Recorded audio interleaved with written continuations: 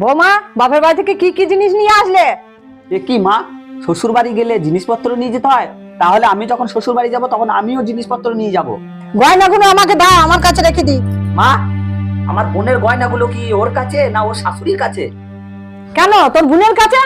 বোনের গয়নাগুলো যদি বোনের কাছে থাকে তাহলে ওর গয়নাগুলো ওর কাছেই থাক। মা, ও বাপের বাড়ি ছেড়ে আমাদের কাছে এসেছে সবাইকে নিয়ে ভালো থাকবে বলে, তুমি এরকম করছো? যত সব। মায়ের কথায় তুমি কিছু মনে করো না, আমি তো আছি। এ কি বৌমা, তুমি মাছ নিয়েছো কি করতে? এটা আমার ছেলে খাবে, তুমি পেঁয়াজ লঙ্কা দিয়ে ভাত খাও। মা, তুমি ওর কাছ থেকে মাছটা নিয়ে নিলে কেন? ওর তো মাছ খেতে মন হয় নাকি? এ নাও, তোমাকে কারো কথায় কান দিতে হবে না, তোমার যখন খেতে ইচ্ছা হবে তখন নিজে বেড়ে খেয়ে নেবে।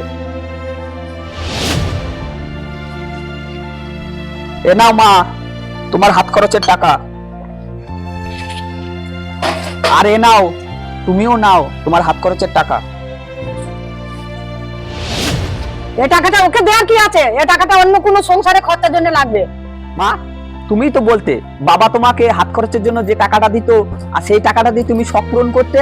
তুমি ওকে বাধা দিচ্ছ কেন? এ নাও, তোমার যা খরচ করতে ইচ্ছা হবে তাই করবে। মা, ও মা, কি হয়েছে খোকা? তোমাদের জন্য কিছু কাপড় চোপড় নিয়ে এসেছি। এ নাও, এটা তোমার জন্য আর এটা বোনের জন্য। তোর বোন দেখলে খুব খুশি হবে রে।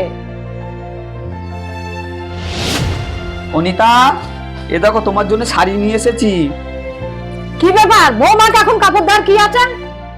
বাড়িতে কারো অসুখ বিসুখ হলে টাকাটা কাজে লাগতে পারে, শুধু শুধু ফালতু টাকা নষ্ট করবি না। এরকম ভাবে বলছো কেন মা? আমার বোনকে যদি তোমার জামাই কোনো কিছু কিনে দেয়, তুমি কি তাহলে না করতে পারবে? আমার বোন যেমন খুশি হবে তুমিও তো খুশি হবে, তেমনি আমার স্ত্রীকে খুশি করা আমার দায়িত্বের মধ্যেই পড়ে। বুঝতে পেরেছো? তুমি মায়ের কথা কিছু মনে করো না, এই শাড়িটা তুমি পরবে, ঠিক আছে?